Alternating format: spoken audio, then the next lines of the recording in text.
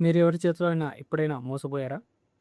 ఒకవేళ మిమ్మల్ని మోసం చేసిన వారు, లేదంటే మీ మీద హత్యకు ప్రయత్నించిన వారు, మిమ్మల్ని చంపాలని, లేదంటే మిమ్మల్ని మానసికంగా హింసించాలని, మిమ్మల్ని పూర్తిగా మోసం చేయాలని ప్రయత్నించిన వారు ఎప్పుడైనా సరే మళ్ళీ మీకు ఎదురుపడితే మీరేం జేస్తారు? కోపం వస్తుంది గదా! మామూలుగా మనందరము సాధారణ మనుషులం గదా! జనరల్‌గా మనల్ని తిట్టిన వాళ్ళు గానీ, లేదంటే మనల్ని అసహించుకున్న వాళ్ళు గానీ, మన మీద ద్రోహానికి ప్రయత్నించిన వాళ్ళు కానీ కనపడితే మనం సాధారణంగా రివెంజ్ తీర్చుకోవడానికి ట్రై చేస్తాం. లేదంటే పట్టించుకోకుండా వెళ్ళిపోవాలన్నా వెళ్ళిపోతాం. వాళ్ళ జోలికైతే వెళ్ళం. కానీ యోసేపు ఏం చేశాడు? తనని ఎంతో చిత్రవద చేసి, గుంటలో పడేసి, తనని చంపాలని ప్రయత్నించిన అన్నదమ్ములను, తనను వేరే దేశపు వాళ్ళకు అమ్మేసిన అన్నదమ్ములను యోసేపు కనపడితే ఏం చేశాడు? అనే ఒక అద్భుతమైన అంశాన్ని మనం ఈ 42 అధ్యాయంలో చదువుకుందాం. ఇంతవరకు మనం 41 పూర్తి చేసుకున్నాం. ఇప్పుడు 42 అధ్యాయంలోకి వచ్చాం కదా! ఈ అధ్యాయంలో ఏం జరుగుతుందనేది మనం ఈ వీడియోలో తెలుసుకుందాం. మొట్టమొదటిగా మనకు 41 అధ్యాయంలో యోసేపు ఏ విధంగా ఐగుప్తు దేశానికి రాజయ్యాడు.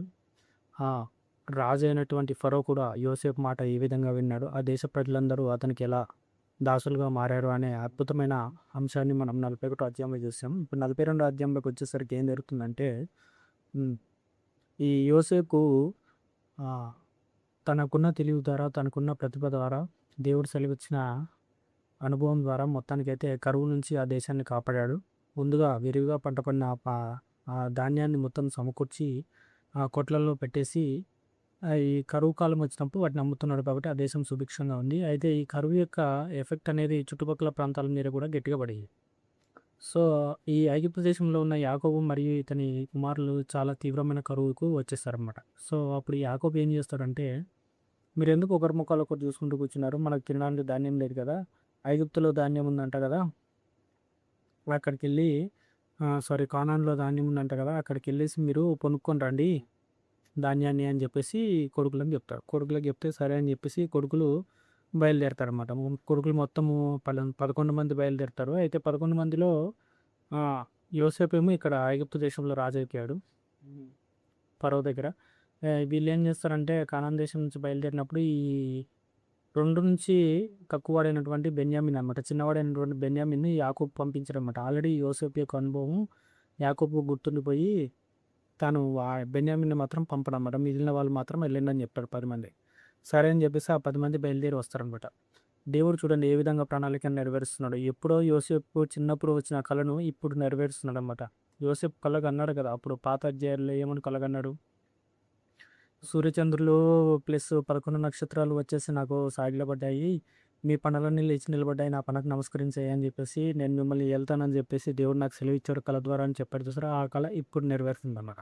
మొత్తానికైతే ఈ 10 మంది అన్నదమ్ములు వచ్చారు. 10 మంది అన్నదమ్ములు వచ్చేసి యోసేపు దగ్గరికి రాగానే యోసేపు వాళ్ళని చూసి అంటే వీరికి యోసేపుని గుర్తుపట్టలేకపోయారన్నమాట. అప్పటికే దాదాపుగా 13 సంవత్సరాల వరకు గడిచిపోయాయి. ప్లస్ యోసేపు యొక్క రూపురేఖలు కూడా మారిపోయాయన్నమాట. అంటే ఇప్పుడు రాజవస్త్రాల్లో ఉన్నాడు. అసలు ఎవరైనా రాజవస్త్రం ఊహిస్తారా? ఒకవేళ ఊహించినా ఏదో చిన్నగా పక్కన కనపడతాడేమో, ఏదో పని చేసుకుంటూ ఉంటాడు. లేదంటే ఏదో ఒకటి బయట కనపడతాడనుకుంటారు గానీ, ఒక రాజులాగా దర్శనమిస్తాడని ఏ అన్నదమ్ములు కలగనరు గదా! కాబట్టి వాళ్ళు అసలు యోసేపుని గుర్తుపట్టలేదనమాట. ప్లస్ దానికి తోడు యోసేపు గూడా మంచి రాజవస్త్రాలు ధరించున్నాడు. సింహాసనం మీద కూర్చొనున్నాడు. మొత్తము ఐగుప్తు దేశంలో కాదు అసలు ఎక్కడికైనా సరే ధాన్యం అమ్మకం చేసే ఆఫీసర్ మన యోసేపే అనమాట. కాబట్టి ఈ యోసేపుని చూసి వీళ్ళు అసలు గుర్తుపట్టలేదనమాట. కానీ యోసేపు మాత్రం అన్నదమ్ములను గుర్తుపట్టాడు. యోసేపు అన్నదమ్ములను గుర్తుపట్టగానే అసలు నిజంగా వేరే వాళ్ళకైతే ఎంత కోపం వస్తుందో, కానీ యోసేపుకి మాత్రం చాలా ప్రేమ వచ్చిందనమాట. ప్రేమ వచ్చింది కానీ ఆ ప్రేమ కనపడకూడదు. అంటే తన అన్నలు మారారా లేదా? ఇంకా అలాగే ఉన్నారా? వాళ్ళ యొక్క బుద్ధి మారిందా లేదా? అనేది తెలుసుకోవాలనుకున్నాననమాట. తెలుసుకోవాలనుకుని సైలెంట్‌గా ఉంటే వీళ్ళొచ్చేసి ప్రభువా మేము నీ దగ్గర ధాన్యం కొనుక్కోవడానికి వచ్చాము. ఇట్లా కానాన్ దేశం నుంచి వచ్చాము అని చెప్తే, మీరెవరు? మీరు కొత్తగా ఉన్నారే, మీరు కానాన్ దేశం నుంచి వచ్చారా? కాదు మీరు ధాన్యం కొనుక్కోవడానికి రాలేదు. మీరు వేగుల వారు. మా దేశాన్ని వేగు చూడడానికి వచ్చారు. మిమ్మల్ని ఖచ్చితంగా ఈరోజు చంపేస్తాను నేను. మీరు దొరికిపోయారు అని చెప్పేసి అంటాడన్నమాట. వెంటనే వాళ్ళందరికీ ఖచ్చితంగా వణుకుతది. భయమైతది. కాదు ప్రభువా మేము నిజంగా కానాన్ దేశం నుంచి వచ్చాము. మేము మొత్తము 12 మంది కుమారులము. మేమందరం ఒక్క యాకోబు అనే ఒక అతనికే పుట్టాము. అందులో లాస్ట్ అతను లేడు, చనిపోయాడు. లాస్ట్ అతను. ఇంకొక అతనేమో మా తండ్రి దగ్గర ఉన్నాడు. మేము 10 మంది మీ దగ్గరకొచ్చాము. మేము ఖచ్చితంగా వేగుల వారం కాము. మాకు ఆహారం లేదు. ధాన్యం కొనుక్కోవడానికే వచ్చామని చెప్పేసి చెప్తారన్నమాట. యోసేపు అస్సలినడు. నాకు తెలుసు మీరు ఖచ్చితంగా వేగులవారే. మీరు మిమ్మల్ని మోసం చేయడానికే వచ్చారు. మీ దేశం యొక్క గుట్టు తెలుసుకోవడానికే వచ్చారు. మిమ్మల్ని అస్సలు వదిలిపెట్టేదే లేదని చెప్పేసి తీసుకెళ్ళి చెరసాలలో ఏస్తాడు. తీసుకెళ్ళి చెరసాలలో ఏసి 3 రోజుల వరకు చెరసాలలో అలాగే ఉంచుతారనమాట. చెరసాలలో ఉంచితే అప్పుడు ఆ చెరసాలలో వాళ్ళకు బుద్ధొస్తుందనమాట. నిజమే కదా! మనము మన తమ్ముడొచ్చి ఎంత ప్రాధేయపడ్డా గానీ మనము ఆయన మాట వినకపోతుంది. ఆయన మాట వినకుండా ఆయన్ని మనం గొంతులో పడేసాం. ఆ తర్వాత అమ్మేసాం. దానికి దేవుడు ఇక్కడ మనకు ఆ! శిక్ష ఏసాడు మనకు. మనం ఈ శిక్ష అనుభవించడం కరెక్టే అని చెప్పేసి వాళ్ళు బాధపడతారనమాట. బాధపడిన తర్వాత 3 రోజుల తర్వాత మళ్ళీ యోసేపు వాళ్ళని బయటికి తీసుకొని వచ్చేసి, ఏంటి సమాచారం అనంటే, ప్రభువా మేము నిజంగా ఒక్క తండ్రి కొడుకులమే. మేమందరం నిజంగా ధాన్యం కొనడానికే వచ్చామని చెప్తే, సరే అయితే మీరు దొంగలో కాదో నాకిప్పుడు తెలుస్తది. మీరు ఒకరిక్కడ ఉండండి. మీలో ఒకరు ఇక్కడ ఉండండి. మిగిలిన వాళ్ళు ధాన్యం తీసుకొని వెళ్ళండి. మళ్ళీ నెక్స్ట్ టైమ్ వచ్చినప్పుడు ఎవరైతే మిగిలిపోయాడో, ఎవరైతే మీ తమ్ముడు అంటున్నారో ఆ తమ్ముడిని వెంట పెట్టుకొని రండి. వెంట పెట్టుకొని వస్తేనే నేను ఈ ధాన్యాన్ని మీకిస్తాను. లేకపోతే ఇతను ఇక్కడనే ఉంటాడని చెప్పేసి షిమ్యోన్ని బంధించి అక్కడ పెట్టేస్తాడనమాట. పెట్టేసి మిగిలిన వాళ్ళందరికీ ధాన్యం పెడతాడు. వాళ్ళు గదా! ఇది ఐగుప్తు దేశం గదా! ఐగుప్తు దేశంలో వాళ్ళ భాష వేరే ఉంటుందనమాట. ఈజిప్ట్ భాష మాట్లాడుతుంటారు. వీళ్ళకేమో హెబ్రీ భాష మాత్రమే వచ్చనమాట. హెబ్రీ భాషలో మాట్లాడుకుంటారు. ఆయనకు అర్థం కాదు కదా! కానీ అక్కడ యోసేపుకు హెబ్రీ భాష కూడా వచ్చు.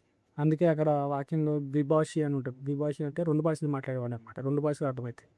సో, మనం మన తమ్మునికి ఇంత అన్యాయం చేశాం గదా! అతన్ని గుంటలో పడేసి అతన్ని మనము దారుణంగా అమ్మేసాము. అతన్ని దారుణంగా చిత్రహింసలు పెట్టాము. దాన్ని బట్టి దేవుడు మనల్ని శిక్షించాడని జెప్పేసి వాళ్ళు మాట్లాడుకోవడం యోసేపు ఇంటాడు. వాళ్ళ భాషలో మాట్లాడుకోవడం. కానీ యోసేపుకి ఈ భాష వచ్చనే విషయం వాళ్ళకి తెలీదు. సో, యోసేపు ఓకే. వీరు మారుమనసు పొందారు. వీళ్ళకు పశ్చాత్తాపం వచ్చింది. వీళ్ళు రియలైజ్ అయ్యారు వాళ్ళ మిస్టేక్ అని జెప్పేసి యోసేపు తెలుసుకొని, సరే అని జెప్పేసి వాళ్ళకు ధాన్యం నిండుగా పంపించేసి సంచుల్లో ఎవరి డబ్బులు వాళ్ళ మూటల్లో పెట్టేసి రిటర్న్ పంపించేస్తాడనమాట. షిమ్యోన్‌ని మాత్రం ఇక్కడ చెరసాలలో వేస్తాడు. నెక్స్ట్ బెన్యామిన్ వస్తేనే ఈ షిమ్యోన్‌ని పంపియాలనమాట. సో, ఇక వాళ్ళు బయలుదేరి వెళ్ళిపోతారు. మధ్యలో ఎందుకో ఆగి ఆ పశువులకు మేత పెట్టడానికి ఓపెన్ చేసి చూస్తే దాంట్లో డబ్బులుంటాయి. వామ్మో! ఇందులో మన డబ్బులు మనకి రివర్స్ వచ్చేసాయి. డబ్బులు పెట్టేసాడు ఇందులో. ఇదేంది ఇంత పెద్ద పాతకం చుట్టుకుంది మనకు. రాజు అసలే మనల్ని నమ్మట్లేదు. ఆడసలు చంపేస్తా అంటున్నాడు మనల్ని. ఇప్పుడేమో ఈ డబ్బులు ఇక్కడున్నాయి. మనం డబ్బులు దొంగతనం చేసినామంటాడేమో అని చెప్పేసి ఆంధోళ్ళందరూ భయపడుతుంటారనమాట మిగిలిన వాళ్ళందరూ. సరే ఇక చేసేదేం లేక అంత రివర్స్ వచ్చేసి యాకోబుకి మొత్తం సమాచారం చెప్తాడనమాట. ఆ దేశపు రాజు అసలు మా మాట వినడమే లేదు. మమ్మల్ని గేగులవారు అన్నాడు. మమ్మల్ని దొంగలు అంటున్నాడు. మమ్మల్ని చెరసాలేసాడు 3 రోజులు. ఇట్లా నరకయాతన జరిగింది మాకిట్లా. నెక్స్ట్ టైము ఈ తమ్ముడిని పంపిస్తే తప్ప వాళ్ళు ధాన్యం ఇయ్యరంట. ఇది పరిస్థితి అని చెప్పేసి యాకోబుకి చెప్తారనమాట. యాకోబు చాలా బాధ కలుగుతది. ఆల్రెడీ యోసేపును వదిలేసుకున్నాము. యోసేపు ఆల్రెడీ లేడు. ఆ తర్వాత ఇప్పుడు షిమ్యోన్‌ను బందీఖానాలో పెట్టేశారు. ఇక్కడొచ్చేసి నెక్స్ట్ బెన్యామీన్‌ని కూడా తీసుకుపోతా అంటున్నారు. నాకిక బాధ తప్ప ఏం మిగలలేదు. నేను చచ్చిపోతాను ఇలాగే అని చెప్పేసి బాధపడతాను. అప్పుడు రూబేన్ అంటాడు కదా! ఒకవేళ నీ కొడుకు నీకు రిటర్న్ రాకపోతే నా ఇద్దరు కొడుకులను నువ్వు తీసేసుకోవచ్చు. నా పూచీకత్తి మీద నెక్స్ట్ బెన్యామీన్‌ని పంపి ఏదో రకంగా నేను సర్ది చెప్పుకుంటాను అని చెప్పి యాకోబుకి చెప్పాడు. యాకోబు అయినా సరే బాధపడుతూనే ఉంటాడు. ఆ రకంగా మనకు ఈ 42వ అధ్యాయం పూర్తయిందనమాట. దీని ద్వారా మనం తెలుసుకోవాల్సింది ఏంటంటే, ఎంత లేట్ అయినా సరే దేవుడు తానిచ్చిన మాటను నెరవేర్చుకుంటాడనమాట. మిగిలిన 11 మంది అతనికి సాష్టాంగ పడతారని చెప్పిన మాట 13 సంవత్సరాల తర్వాత నెరవేరి. అలాగే ఫరోకి ఇచ్చిన కళల ద్వారా కూడా చెప్పిన భావము యోసేపు ద్వారా నెరవేరిందనమాట. అంటే మన శత్రువులు మనకు కనబడితే వాళ్ళని ప్రేమించి క్షమించడానికి ప్రయత్నించాలి తప్ప వాళ్ళ మీద మనం తిరిగి పగ సాధించకూడదు అనే ఒక అద్భుతమైన పాఠం కూడా యోసేపు ద్వారా మనకి 42 అధ్యాయం ద్వారా తెలుస్తుంది. నెక్స్ట్ మనం బెన్యామీన్ ఏ విధంగా అక్కడికి వెళ్తాడు, అక్కడికి వెళ్ళిన తర్వాత యోసేపు ఏం చేస్తాడు, బెన్యామీన్ చేసే అనే వివరాలు నెక్స్ట్ 43 అధ్యాయంలో మనకు తెలుస్తాయి. మీరు 43 అధ్యాయంలో ఏం జరుగుతుందో తెలుసుకోవాలి అని అనుకుంటే మా ఛానల్ని సబ్స్క్రైబ్ చేసుకోండి. అలాగే మీకు ఏమైనా సందేహాలు ఉన్నా లేదంటే మీరు ఏమైనా చెప్పాలనుకున్నా సరే నాకు కామెంట్ రూపంలో తెలియజేయండి. లైక్ చేయండి, షేర్ చేయండి.